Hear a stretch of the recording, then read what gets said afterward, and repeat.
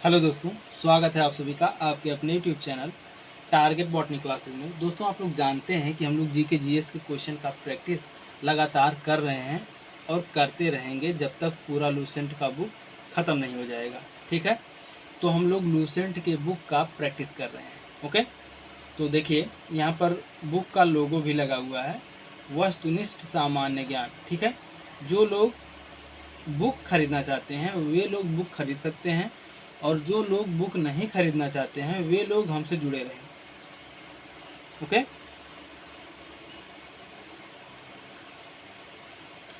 हम लोग topic wise मिलकर क्वेश्चन का प्रैक्टिस करेंगे।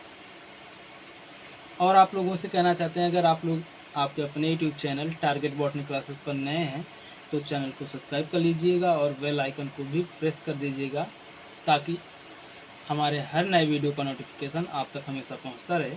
तो चलिए देखते हैं। देखिए, आज का टॉपिक है भाई उद्विकास यानी इवोल्यूशन, और प्रैक्टिस सेट नंबर 36 है। इससे पहले हम लोग 35 प्रैक्टिस सेट सॉल्व कर चुके हैं। जो लोग पिछले प्रैक्टिस सेट को सॉल्व नहीं किए हैं वे लोग जाएं और जाकर के पिछले प्रैक्टिस सेट को सॉल्व करें, उसके बाद फिर आगे कंटिन्यू करें। ओके, यहाँ पर लिखा गया है ना, प्रैक्टिस करो और जीके जीएस में ज्ञान बढ़ाओ। बिल्कुल सही बात है भाई। जितना प्रैक्टिस करोगे आप लोग उतना ही आपका ज्ञान नॉलेज बढ़ेगा। तो चलिए देर ना करते हुए वीडियो को स्टार्ट करते हैं। देखिए, उद्विकास, ठीक है। देखिए, क्वेश्चन पर चलते हैं भाई। क्वेश्चन क्लियर दिख रहा है आप लोगों को? कमेंट करके बताइएगा। उम्मीद है क्लियर दिख रहा होगा। क्लियर तो दिख रहा है भाई।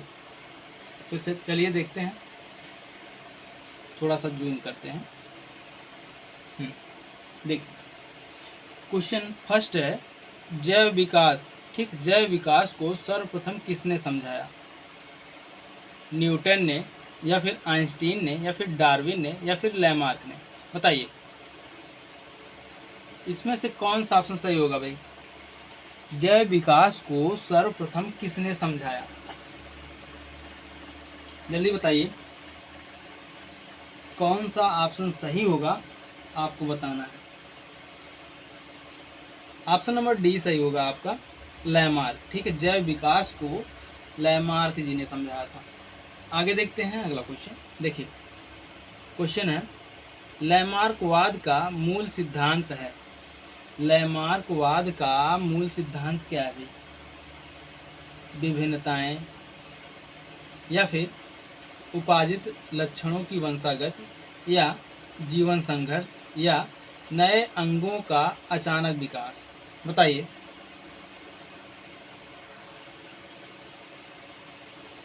बताइए, इनमें से कौन सा ऑप्शन सही है?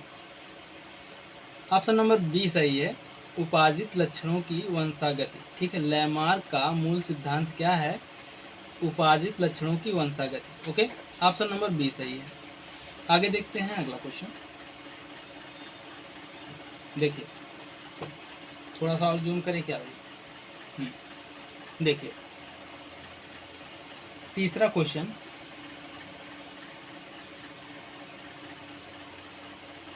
जीवों के प्राकृतिक चयन का सिद्धांत प्रतिपादित किया। किसने किया भाई? जीवों के प्राकृतिक चयन का सिद्धांत किसने प्रतिपादित किया? लैमार्क ने, डार्विन ने, डी व्रीज ने, या फिर मेंडल ने?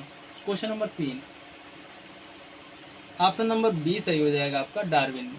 ठीक है, जीवों के प्राकृतिक चयन का सिद्धांत प्रतिपादित किया डार्विन ने। प्राकृतिक चयन का सिद्धांत किसने दिया? डार्विन ने दिया। ठीक है, याद रखिएगा।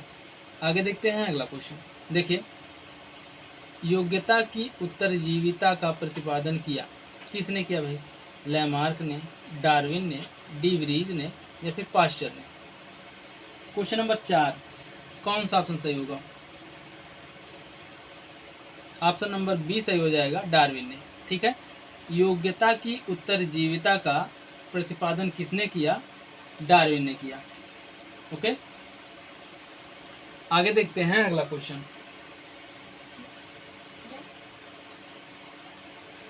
उत्परिवर्तन, उत्परिवर्तन यानी म्यूटेशन के सिद्धांत के जन्मदाता हैं। कौन है भाई? उत्परिवर्तन यानी म्यूटेशन के सिद्धांत के जन्मदाता कौन है? मेंडल हैं, अरस्तु हैं, डिब्रीज हैं या फिर डार्विन है। क्वेश्चन नंबर 5 है, कौन सा ऑप्शन सही होगा?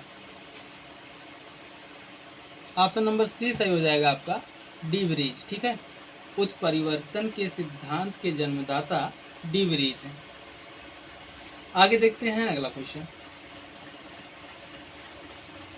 देखिए अगला क्वेश्चन है क्वेश्चन नंबर 6। समरूप अंग होते हैं, समरूप अंग होते हैं, क्या होते हैं भाई? रचना में समान, कार्य में समान या फिर रचना व कार्य दोनों में समान या फिर कार्य विहीन। बताइए इनमें से कौन सा ऑप्शन सही है? बताइए भाई, क्वेश्चन नंबर 6 है, कौन सा ऑप्शन सही है? ऑप्शन नंबर बी सही हो जाएगा आपका, कार्य में समान। ओके, समरूप अंग होते हैं, कार्य में समान। अगर कहीं क्वेश्चन आ जाए समरूप अंग यानी जो अंग कार्य में समान होते हैं उन्हें समरूप अंग कहते हैं। और समजात अंग, देखिए समजात अंग होते हैं। समजात अंग किसे कहते हैं भाई? रचना में समान, कार्य में समान या फिर रचना में असमान या रचना व कार्य दोनों में समान। बताइए क्वेश्चन नंबर 7 है, कौन सा ऑप्शन सही होगा? ऑप्शन नंबर ए सही हो जाएगा, रचना में समान। ठीक है, समजात अंग, समजात अंग में क्या होता है कि जो अंग होते हैं ना, दोनों अंगों की बनावट समान होती है। रचना, रचना मतलब बनावट, बनावट में समान। और समरूप अंग, समरूप अंग का मतलब ऐसे अंग जिनका कार्य समान होता है। ठीक है, उन्हें समरूप अंग कहते हैं। और ऐसे अंग जिनका अंग बनावट में समान होता है उन्हें समजात अंग कहते हैं। और समरूप अंग किसे कहते हैं? समरूप अंग ऐसे अंग जिनका कार्य एक समान होता है। ठीक, आगे देखते हैं अगला क्वेश्चन। ऑप्शन नंबर ए सही हो जाएगा क्वेश्चन नंबर 7 का। ओके, आगे देखते हैं। देखिए क्वेश्चन है, वर्ष 1809 में प्रथम बार फ्रांसीसी जीव वैज्ञानिक जॉन लैमार्क ने जीवन के विकास के अध्ययन क्रम में अपने सिद्धांतों को प्रतिपादित किया। निम्नलिखित में से कौन सा सिद्धांत इससे संबंधित नहीं है? उपार्जित लक्षणों की वंशागत, जीवन संघर्ष या फिर वातावरण का प्रत्यक्ष प्रभाव या नए अंगों का आविर्भाव। बताइए इनमें से कौन सा नहीं है?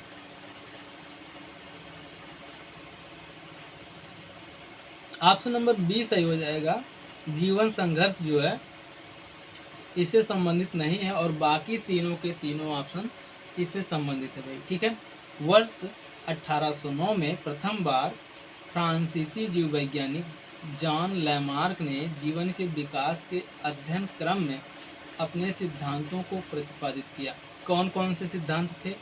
उपार्जित लक्षणों की वंशागति, वातावरण का प्रत्यक्ष प्रभाव, नए अंगों का आविर्भाव। ठीक, और ये जो है ऑप्शन नंबर बी नहीं है। और क्वेश्चन में नेगेटिव भी पूछा है तो नेगेटिव का आंसर नेगेटिव ही होगा।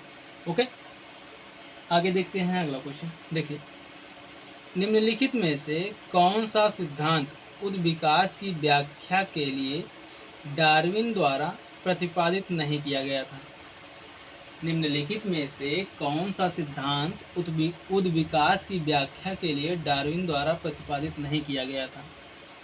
समर्थ की उत्तरजीविता या फिर अंगों का उपयोग व अनुपयोग या नई जातियों की उत्पत्ति या जीवन संघर्ष। क्वेश्चन नंबर 9 का ऑप्शन नंबर बी सही हो जाएगा। ठीक है, अंगों का उपयोग व अनुपयोग। ठीक है, आगे देखते हैं अगला क्वेश्चन।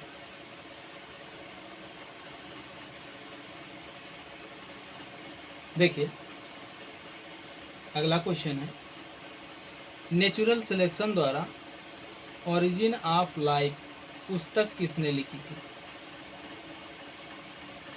नेचुरल सिलेक्शन द्वारा ओरिजिन ऑफ लाइफ पुस्तक किसने लिखी? चार्ल्स डार्विन ने, चार्ल्स डिकेंस ने, डी ब्रीज ने या फिर लैमार्क ने? बताइए। क्वेश्चन नंबर 10 है। ऑप्शन नंबर ए सही हो जाएगा, चार्ल्स डार्विन। ठीक है, नेचुरल सिलेक्शन द्वारा ओरिजिन ऑफ लाइफ पुस्तक के लेखक कौन है? चार्ल्स डार्विन है। ओके, ऑप्शन नंबर ए ही सही हो जाएगा। आगे देखते हैं अगला क्वेश्चन। देखिए, निम्न में से कौन सा मनुष्य में अवशेषी अंग नहीं है? इनमें से कौन सा मनुष्य में अवशेषी अंग नहीं है? क्या भाई? निकटेटिंग पर्दा, कणाभ मांसपेशियां, सामने वाले चपटे दांत या फिर वर्मीफॉर्म अपेंडिक्स? बताइए, कौन से अवशेषी अंग मनुष्य के नहीं है? मनुष्य में नहीं। क्वेश्चन नंबर 11 है। ऑप्शन नंबर सी सही हो जाएगा, सामने वाले चपटे दांत। ये मनुष्य में अवशेषी अंग नहीं है, बाकी और तीनों जो हैं वो मनुष्य में अवशेषी अंग हैं। उनको याद कर लीजिए भाई, तीनों ऑप्शन को याद रखना, क्योंकि ज़रूरी नहीं है क्वेश्चन सेम टू सेम ऐसे ही पूछ ले। एग्ज़ाम में उलट पुलट के भी पूछ सकता है, पॉजिटिव पूछ सकता है, इसमें नेगेटिव पूछा है तो हो सकता है एग्ज़ाम में आने वाला अगला क्वेश्चन पॉजिटिव वे में हो। तो सबको याद रखना। मनुष्य में अवशेषी अंग कौन कौन से हैं? निकटेटिंग पर्दा, कणाभ मांसपेशियां, वर्मीफॉर्म अपेंडिक्स। ठीक है, आगे देखते हैं अगला क्वेश्चन। देखिए,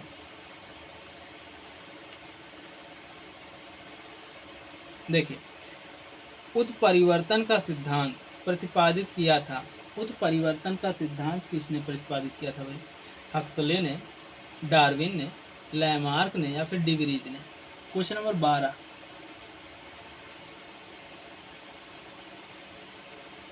कौन सा ऑप्शन सही होगा भाई? ऑप्शन नंबर डी सही हो जाएगा, डी ब्रीज ने। ठीक है, उत्परिवर्तन का सिद्धांत किसने दिया? डी ब्रीज ने दिया। ओके, डी ब्रीज उत्परिवर्तन का सिद्धांत दिया। आगे देखते हैं अगला क्वेश्चन।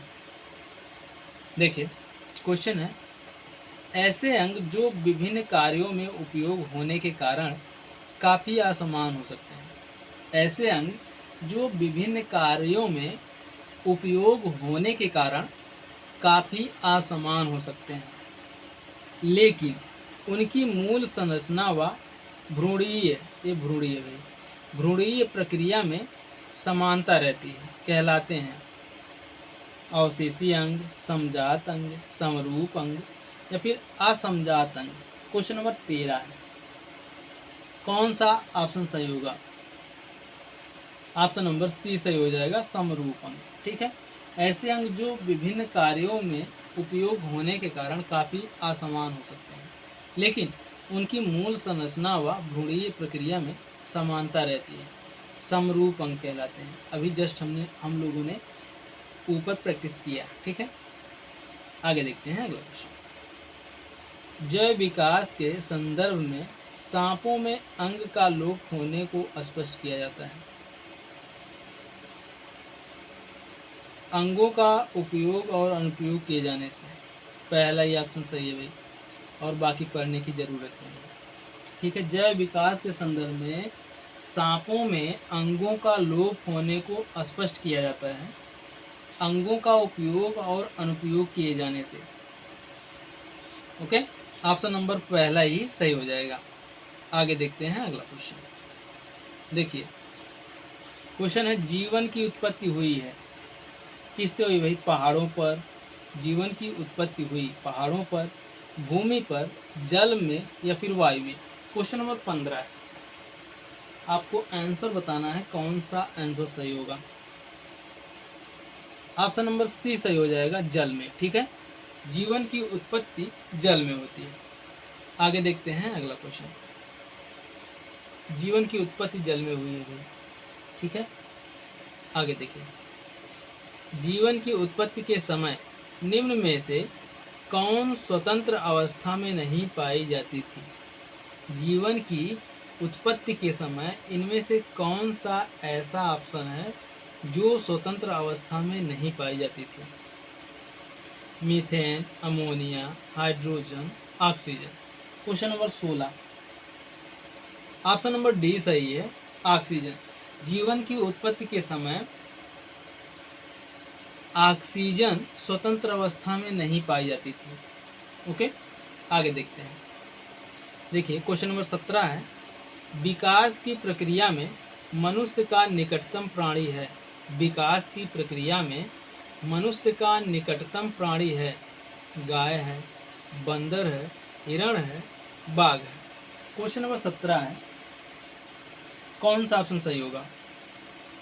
ऑप्शन नंबर बी सही हो जाएगा, बंदर। ठीक है, विकास की प्रक्रिया में मनुष्य का निकटतम प्राणी बंदर है। ओके, आगे देखते हैं अगला क्वेश्चन। देखिए, मनुष्य में अवशेषी अंग है। मनुष्य में अवशेषी अंग क्या है? कर्णपल्लव पेशियां, दांत, क्षुद्रांत, कर्णपल्लव।